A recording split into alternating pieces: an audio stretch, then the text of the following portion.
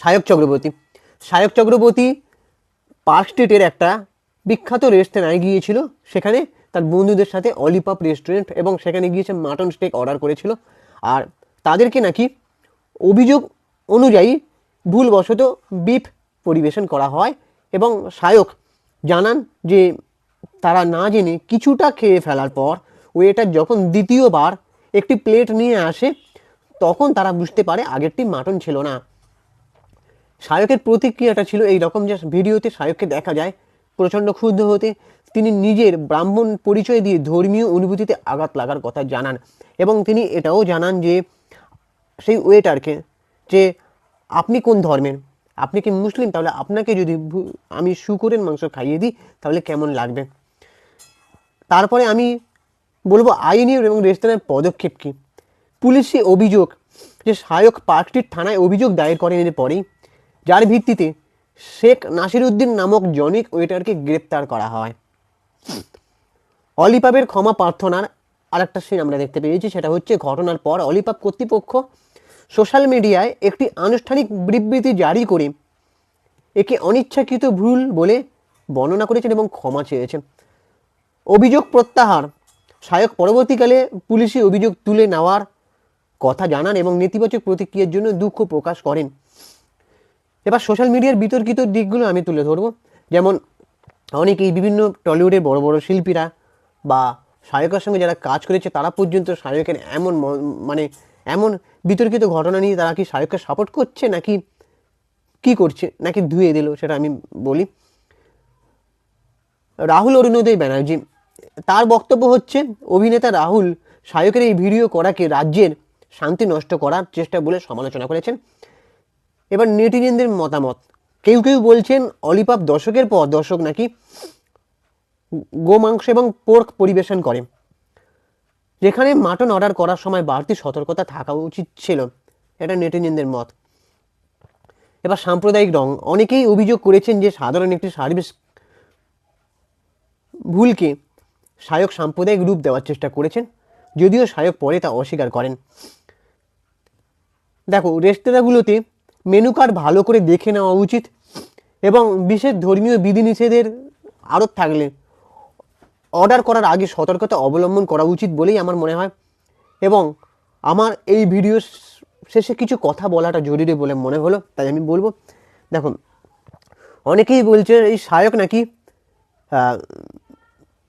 একটা দল ঘনিষ্ঠ হতে যাচ্ছে এবং সে নাকি এটার জন্য টাকাও নিয়েছে। আমি সেটা জানি না, এবং কোনো ধর্মীয় ভেদাভেদের ডিবেটে আমি এই ভিডিওটা বানাচ্ছি না। আমি ঘটনার সারসংক্ষেপ তুলে ধরলাম, এবার আমার কিছু মত আমি তুলে ধরবো। দেখো,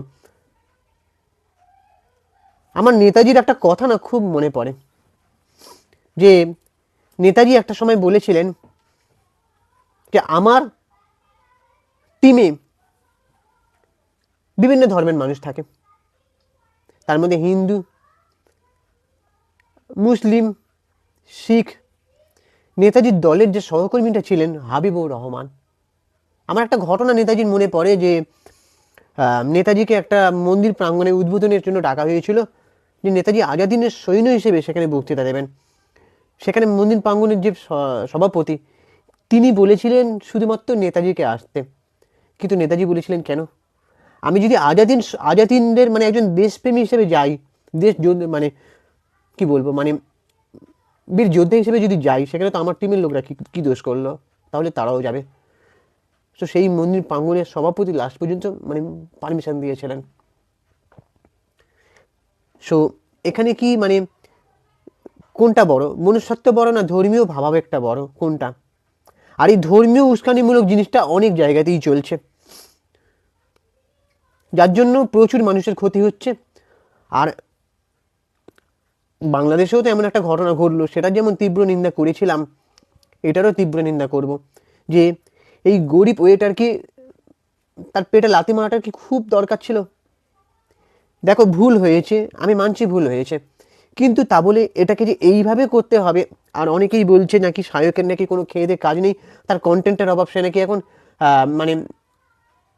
কাজ পায় না, তাই ব্লগার হয়ে যাচ্ছে, এবং ব্লগারের মতন ইনফ্লুয়েন্সার আর এদের মতন কিছু ফালতু ইনফ্লুয়েন্সারদের জন্য আমাদের ক্ষতি হচ্ছে।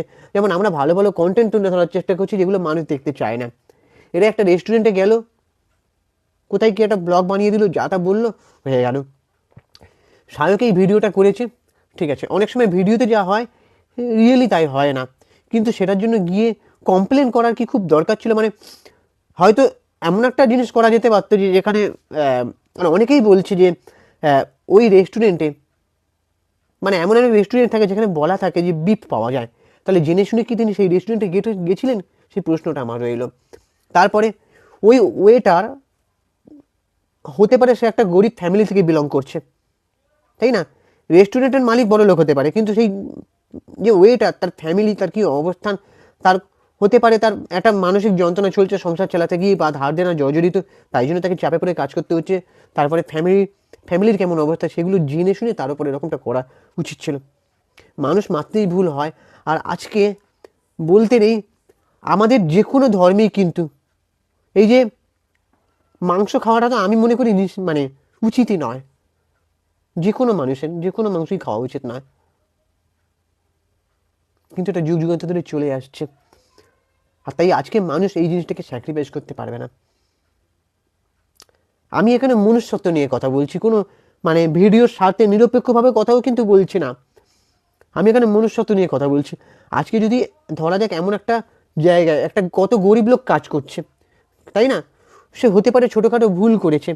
বিশেষ করে এই রেস্টুরেন্টগুলোতে কিছু অনেক ওয়েটার থাকে, তাদেরকে অনেক বড় লোকরা বা সেলিব্রিটিরা যখন যায়, সেখানে তার যদি একটা জল তার গায়ে পড়ে যায়, সেখানেও তাকে নিয়ে কত রকমভাবে অপমান তাচ্ছিল্য করা হয়। আর যখনই এটা করা হয় তখনই হোটেল বা রেস্টুরেন্টের মালিক সেই ওয়েটারের উপর চিল্লামিল্লি করে। সেটা কাজ করছে, তার কাজটাকে সম্মান জানাতে হবে। হতে পারে যে ভুল হয়েছে, ও আচ্ছা সরি সরি, না না না ঠিক আছে ঠিক আছে, আচ্ছা ঠিক আছে ভুল, আচ্ছা ঠিক আছে ঠিক আছে, এটা একটু অ্যাডজাস্ট করাই যায়, তাই না? সো এটাই বলছি যে এই আমার একটাই উদ্দেশ্যে ভিডিওটা বানানো, যে যখন আমি শুনছি যে এই ওয়েটার নাকি গ্রেপ্তার হয়েছে, আর এই ওয়েটার নাকি জামিনও পাননি, আমার এতটাই খারাপ লাগছে। এই ওয়েটার শেখ নাসিরুদ্দিন শাহ, মানে আমার এতটা খারাপ লাগছে যে মানে কি বলবো, যে এই ওয়েটার কিন্তু আমার মনে হয় না সে খুব বড় লোক, সে পেটের দায়ে সে কাজ করছে। তো পেটে লাথি মারাটা কারো উচিত নয়। ভুলটাকে এরকমভাবেও দেখানো যেতে পারতো, বা এরকম ভুল ঘটনা হওয়ার আগে নিজেরও সতর্কতা থাকা উচিত যে এরকম একটা রেস্টুরেন্টে এরকম হতে পারে, আমি সেই রেস্টুরেন্টে খেতে যাব না। কেননা আমাদের কলকাতায় কিন্তু রেস্টুরেন্টের অভাব নেই, ছোটোখাটো রেস্টুরেন্টও আছে। যদি মনে হয় যে অনেক রেস্টুরেন্ট আছে একটু ছোটোখাটো রেস্টুরেন্ট, গরিব রেস্টুরেন্ট, সেই রেস্টুরেন্টটা কষ্ট করে চালাতে পারছে না, সেই রেস্টুরেন্টে গিয়েও কিন্তু তাদের খাওয়া উচিত। একটা বড় সড়ো সংস্থা অলিপাপ দেখে যেতে হবে, বা খুব বড় ব্র্যান্ডেড নাম করা রেস্টুরেন্ট দেখে খেতে যেতে হবে, এমন কোনো মানে বাধ্যবাধকতা নেই, বাধ্যতামূলক নেই। সো তোমাদেরও ভেবে দেখা উচিত। এই ইনফ্লুয়েন্সার এখন তো দেখছি যারা সিরিয়াল আর্টিস্ট তারাও ইনফ্লুয়েন্সার হয়ে যাচ্ছে, তারাও ব্লগার হয়ে যাচ্ছে, তারাও ইউটিউবে ভিডিও বানাচ্ছে। আমাদের এতে পেটে লাথি মারা হচ্ছে না? তোমরা তো একটা প্রফেশনে যুক্ত, কিন্তু যারা শুধু সেই প্রফেশনটা করেই খেতে চাইছে, মানে খেয়ে পরে বাঁচতে চাইছে, তাদের প্রফেশনে তোমরা কেন ঢুকছো? দেখো, এটা অবশ্যই আমি বলবো সেটা তার ব্যক্তিগত ব্যাপার। এমন কোনো কিছু লেখাও নেই যে তুমি এইটা করো বলে এটা করতে পারবে না। কিন্তু আমি বলতে চাইছি যে তুমি এই যে কন্টেন্ট ক্রিয়েটারের নাম করে, ইনফ্লুয়েন্সারের নাম করে যা তা ভিডিও বানাচ্ছ, একটা বিভ্রান্তিমূলক ঘটনা সৃষ্টি করা হচ্ছে। আমাদের এখানে হিন্দু মুসলিম বরাবরই আছে, তো এটা নিয়ে কি মানে এরকম বিতর্ক ঘটিয়ে বা এরকম এরকম নেগেটিভিটি করে কি কোনো লাভ হচ্ছে? আলটিমেটলি হিন্দু বলো মুসলিম বলো সবাই মিলেমিশে থাকতে হবে, সে মুসলিম ধর্মের হোক বা হিন্দু ধর্মের হোক, সবাইকে ঠিক হতে হবে, মিলেমিশে থাকতে হবে, মনুষ্যতাটাই হচ্ছে বড় কথা। সো এবার তোমাদের কি মনে হয়? তোমরা অবশ্যই কমেন্ট করে জানাও যে সায়ক চক্রবর্তী কি সত্যি কাজটা ঠিক করেছে নাকি ঠিক করেনি। এর আগেও সায়ক চক্রবর্তী দেবলীনার সঙ্গে একটা কন্ট্রোভার্সি ক্রিয়েট হয়েছিল। তো এ কি শুধু এই কাজগুলোই করে বেড়ায়? এর কি আর কোনো কাজকর্ম নেই? আমি দেখলাম না যে কোনো একটা ভালো কাজ করছে। খালি কিভাবে প্রচারে থাকবো, কিভাবে ভাইরাল হবো, এই কাজটা করতে গিয়ে মানে যা তা ভিডিও বানানো। তারপরে এই সায়কের নামে আবার নাকি তার দাদা বৌদির সংসার ভাঙারও নাকি অভিযোগ আছে। আমি জানি না এগুলো কতটা সত্যি। সেবার তোমাদের কি মতামত তোমরা অবশ্যই কমেন্ট করে জানো, আর চ্যানেলটাকে সাবস্ক্রাইব করে দাও। ভিডিওটাতে একটা লাইক দাও। আমি ইনস্টাগ্রামে রয়েছি চিঙ্কি বাবু 53, ওখানে গিয়ে ফলো করে দাও। টাটা, দেখা হচ্ছে পরের ভিডিওতে।